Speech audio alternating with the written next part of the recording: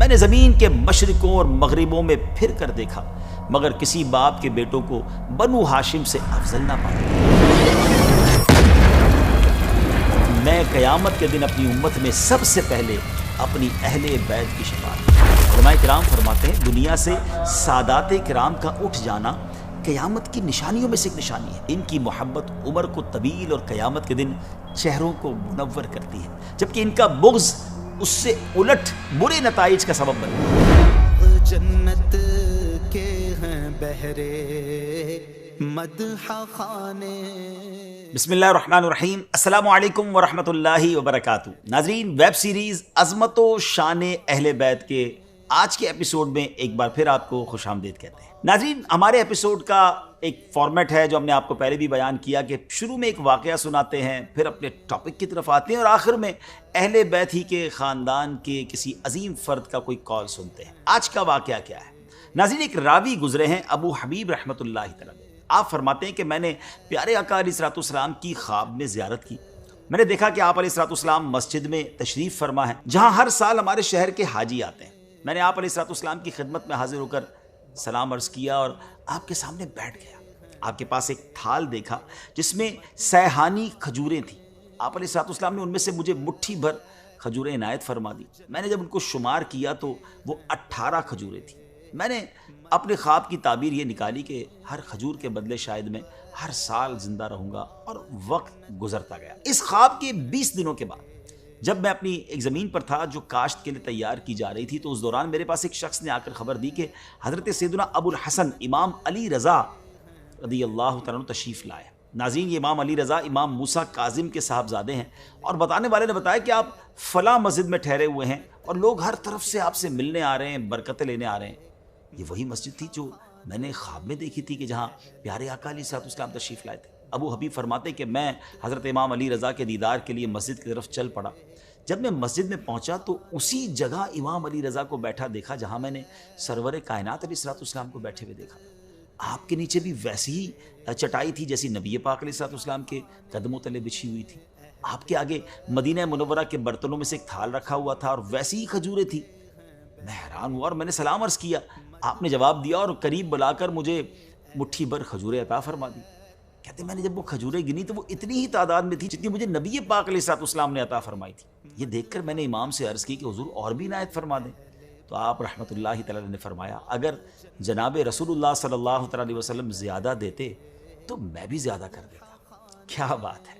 یہ نگاہ کرامت تھی پیارے آقا علیہ الصلوۃ والسلام کے خانوادے سے تعلق رکھنے والے امام علی رضا رحمۃ اللہ تعالی کی۔ چاہیں تو اشاروں سے اپنے کایا ہی پلٹ دیں دنیا کی، یہ شان ہے ان کے غلاموں کی، تو سرکار کا عالم کیا ہوگا۔ اب آتے ہیں آج کے ٹاپک کی طرف۔ ناظرین، آج ہم سنیں گے ہمارے پیارے آقا علیہ الصلوۃ والسلام کے اہل بیت کی خصوصیات۔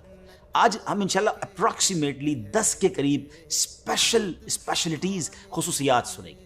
اہل بیت کرام کی پہلی خصوصیت تو یہ ہے کہ ان پر صدقہ و زکوٰۃ لینا حرام ہے۔ آپ علیہ الصلوۃ والسلام کے ایک چچازاد بھائی ہیں ربیعہ بن حارث۔ ایک مرتبہ یہ اور حضور علیہ الصلوۃ والسلام کے چچا حضرت عباس رضی اللہ تعالیٰ اکٹھے ہوئے اور دونوں نے اپنے بیٹوں یعنی عبد المطلب بن ربیعہ اور فضل بن عباس، ان دونوں کے بارے میں کہا کہ اگر ہم ان دونوں لڑکوں کو نبی پاک علیہ الصلوۃ والسلام کی خدمت میں بھیجیں اور یہ دونوں آپ سے بات کریں کہ آپ ان دونوں کو صدقات کی وصولی یعنی صدقات ریسیو کرنے پر مقرر فرما دیں، اور جس طرح دوسرے ریسیو کرنے والوں کو بھی اس میں سے کچھ نہ کچھ ملتا ہے، اس کا مزدوری ملتی ہے اس کام کے بدلے میں، اس طرح ان کو بھی مل جائے گا اور یہ ان دونوں کا سورس آف انکم بن جائے گا اور یہ اچھا ہو جائے گا۔ یہ دونوں حضرات ابھی اسی مشورے میں مشغول تھے کہ مولا علی شیر خدا کرم اللہ تعالی وجہ الکریم تشریف لائے اور وہ بھی پاس کھڑے ہو گئے۔ جب انہوں نے مولا علی کے سامنے بات کا ذکر کیا تو انہوں نے فرمایا کہ آپ دونوں ایسا نہ کریں، نبی پاک علیہ الصلوۃ والسلام اس کام کے لیے ان ہستیوں کو اجازت نہیں دیں گے۔ بہرحال انہوں نے کہا کہ ہم نبی پاک سے ڈسکس کرنا چاہتے ہیں، تو مولا علی نے فرمایا کہ ٹھیک ہے، آپ ان دونوں کو بھیج دیں۔ سو حضرت عبد المطلب بن ربیعہ اور حضرت فضل بن عباس رضی اللہ تعالیٰ عنہما یہ دونوں وہاں سے چلے آئے۔ اب ظہر کی نماز کا وقت تھا، پیارے آقا علیہ الصلوۃ والسلام نے ظہر ادا فرمائی تو یہ دونوں صحابہ آپ سے پہلے آپ کے حجرے کے قریب پہنچ گئے۔ نبی پاک تشریف لائے تو اپنائیت کے طور پر ان دونوں کے کان پکڑے اور پھر فرمایا کہ تم دونوں کے دل میں جو کچھ ہے نکالو، یعنی اس بات کا اظہار کرو جو بات کرنے آئے ہو۔ پھر حجرے میں داخل ہوئے، یہ دونوں یعنی ابن ربیعہ اور فضل بن عباس بھی داخل ہوئے۔ روایت میں آتا کہ ان دونوں نے گفتگو بھی ایک دوسرے پر ڈالنا شروع کر دی کہ آپ بات کریں یا آپ بات کریں۔ بہرحال اب کسی ایک نے گفتگو شروع کرتے ہوئے نبی پاک کی بارگاہ میں عرض کی کہ اے اللہ کے رسول صلی اللہ علیہ وسلم، آپ سب لوگوں سے بڑھ کر احسان کرنے والے اور سب لوگوں سے زیادہ صلہ رحمی کرنے والے ہیں۔ عرض یہ کہ ہم دونوں نکاح کی عمر کو پہنچ گئے ہیں اور اس لیے حاضر ہوئے ہیں کہ آپ ہمیں بھی صدقات میں سے کچھ صدقات کی وصولی کے لیے مقرر فرما دیں۔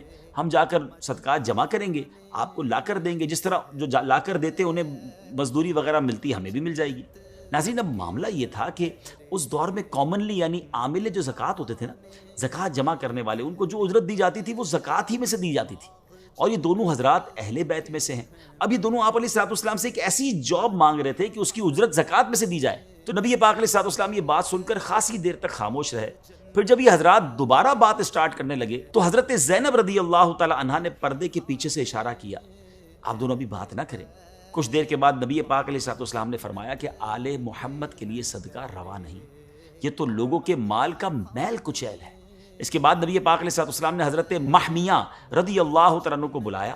حضرت محمیہ خمس یعنی غنیمت کے 5ویں حصے پر مامور تھے، آپ نے انہیں بلایا اور ساتھ حضرت نوفل بن حارث رضی اللہ تعالیٰ عنہ کو بھی بلایا۔ جب یہ دونوں نبی پاک کی بارگاہ میں آ گئے تو حضرت محمیہ رضی اللہ تعالیٰ عنہ سے کہا کہ فضل بن عباس سے اپنی بیٹی کا نکاح کر دو، اور نوفل بن حارث رضی اللہ تعالیٰ سے کہا کہ تم ابن ربیعہ سے اپنی بیٹی کا نکاح کر دو۔ پھر آپ علیہ الصلوۃ والسلام نے حضرت محمیہ رضی اللہ تعالیٰ سے فرمایا خمس میں سے ان دونوں کو اتنا اتنا حق کے مہر ادا کر دو۔ کیا شان ہے میرے آقا کی کہ مسئلہ بھی حل فرما دیا اور تربیت بھی فرما دی۔ اس قسم کی اور بھی بہت سی روایت ہیں جو ہمیں بتاتی ہیں کہ اہل بیت کرام ہاشمیوں کے لیے صدقات واجبہ اور زکوٰۃ حرام ہے۔ پیارے آقا علیہ الصلوۃ والسلام نے فرمایا اے بنو ہاشم، بے شک اللہ تعالیٰ نے تم پر لوگوں کا دھون، ان کے اوساخ یعنی میل حرام فرمائے ہیں، اور تمہارے لیے اس کے بدلے غنیمت کا 5واں حصہ مقرر فرمایا۔ اہل بیت کی اب دوسری خصوصیت سنتے ہیں، وہ یہ ہے کہ یہ عظیم ہستیاں نسباً تمام لوگوں میں اشرف اور حسباً تمام مخلوق سے افضل ہیں۔ باپ کی طرف سے رشتوں کا نام نسب کہلاتا ہے اور ماں کی طرف سے حسب۔ اہل بیت کرام دونوں جہاد سے افضل ہیں۔ نبی پاک علیہ الصلوۃ والسلام نے فرمایا مجھ سے جبرائیل نے کہا میں نے زمین کے مشارق و مغارب کو چھان مارا مگر محمد صلی اللہ تعالیٰ علیہ وسلم سے افضل کسی کو نہ پایا۔ میں نے زمین کے مشرقوں اور مغربوں میں پھر کر دیکھا مگر کسی باپ کے بیٹوں کو بنو ہاشم سے افضل نہ پایا۔ ایک مرتبہ پیارے آقا علیہ الصلوۃ والسلام ممبر پر تشریف لائے اور فرمایا میں کون ہوں؟ لوگوں نے کہا آپ اللہ کے رسول ہیں۔ آپ نے فرمایا میں محمد بن عبداللہ بن عبد المطلب ہوں۔ اللہ تبارک و تعالیٰ نے مخلوق کو تخلیق فرمایا تو مجھے بہترین مخلوق میں پیدا فرمایا، پھر اس کے 2 گروہ بنائے تو میرے لیے بہترین گروہ مقرر کیا، پھر اللہ تبارک و تعالیٰ نے قبیلے بنائے تو میرے لیے بہترین قبیلہ مقرر فرمایا، پھر اس قبیلے کے گھر بنائے تو مجھے بہترین گھر میں پیدا کیا، اور فرمایا میں قیامت کے دن اپنی امت میں سب سے پہلے اپنی اہل بیت کی شفاعت کروں۔ اللہ اکبر، کیا شان ہے اہل بیت کی۔ اب آئیے تیسری خصوصیت یہ ہے اہل بیت کی کہ قیامت کے دن تمام حسب اور نسب منقطع یعنی ختم ہو جائیں گے، مگر آپ علیہ الصلوۃ والسلام کا حسب اور نسب منقطع نہیں ہوگا۔ آپ علیہ الصلوۃ والسلام نے ایک مرتبہ فرمایا ان لوگوں کو کیا ہو گیا ہے جو یہ کہتے ہیں کہ رسول اللہ علیہ الصلوۃ والسلام کا رشتہ ان کی قوم کو نفع نہیں دے گا؟ کیوں نہیں، بالکل فائدہ دے گا، اللہ کی قسم بے شک میرا رشتہ دنیا و آخرت میں برقرار رہے گا۔ چوتھی خصوصیت یہ ہے کہ اہل بیت اس دنیا کے لیے امان ہے۔ حدیث پاک میں ہے ستارے آسمان والوں کے لیے باعث امن ہیں اور میرے اہل بیت زمین والوں کے لیے باعث امن ہے۔ ایک روایت میں ہے کہ میرے اہل بیت زمین والوں کے لیے امان ہیں، جب میرے اہل بیت نہ رہیں گے اس وقت زمین والوں پر وہ پریشانیاں، وہ نشانیاں ظاہر ہو جائیں گی جن کا ان سے وعدہ کیا گیا ہے۔ علماء کرام فرماتے ہیں دنیا سے سادات کرام کا اٹھ جانا قیامت کی نشانیوں میں سے ایک نشانی ہے، یعنی جب دنیا میں کوئی ایک بھی سید زادے موجود نہیں رہیں گے تب قیامت آ جائے گی، اور اس میں حکمت یہ ہے کہ قیامت بدترین لوگوں پر آئے گی جبکہ سادات کرام دنیا کے بہترین لوگ ہیں۔ اب آتے ہیں 5ویں خصوصیت کی طرف، وہ یہ ہے کہ ان کی محبت فرض ہے، ان کی محبت دین کا حصہ ہے۔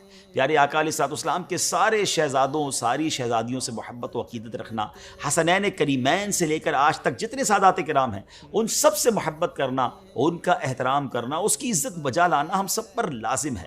دلیل وہی آیت مودت ہے، تم فرماؤ میں اس پر یعنی تبلیغ دین پر تم سے کوئی معاوضہ طلب نہیں کرتا مگر قرابت کی محبت۔ علماء کرام فرماتے ہیں رسول پاک علیہ الصلوۃ والسلام کی اہل محبت کی محبت ہم پر واجب ہے، اہل بیت کی محبت ہم پر واجب ہے، اور اس کے کئی اسباب ہیں۔ ایک یہ کہ انہوں نے اسلام قبول کرنے میں سبقت حاصل کی، یہ ان کی بہت بڑی فضیلت ہے۔ دوسرا یہ کہ وہ رسول پاک علیہ الصلوۃ والسلام کے قریبی ہیں، اور یہ امتیاز بہت عظیم ہے۔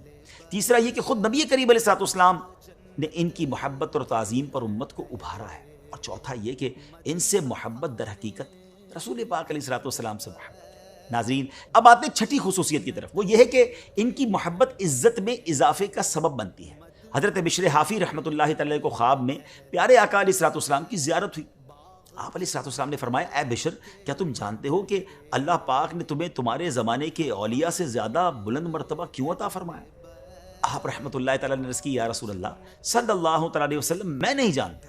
تو آپ علیہ الصلوۃ والسلام نے ارشاد فرمایا، اس لیے کہ تم میری سنت کی پیروی کرتے ہو، نیک لوگوں کی خدمت کرتے ہو، اپنے مسلمان بھائیوں کی خیر خواہی یعنی انہیں نصیحت کرتے ہو، اور سب سے بڑھ کر اہم بات، میرے صحابہ کرام اور میرے اہل بیت اطہار رضی اللہ تعالیٰ عنہم سے محبت کرتے ہو۔ یہی وہ سبب ہے جس نے تمہیں نیک لوگوں کی منازل تک پہنچا دیا ہے۔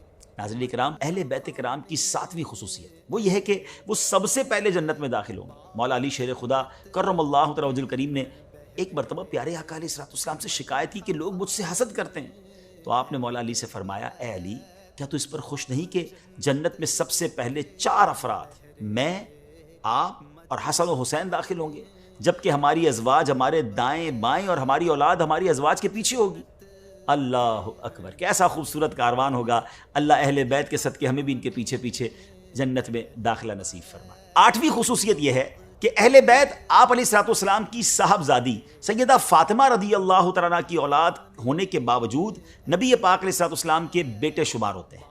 پیارے آقا علیہ الصلوۃ والسلام نے فرمایا، اللہ تبارک و تعالیٰ نے ہر نبی کی ذریت اس کی صلب سے جاری فرمائی، اور میری ذریت علی کی صلب سے چلے گی۔ سبحان اللہ، کیا بات ہے مولا علی کی۔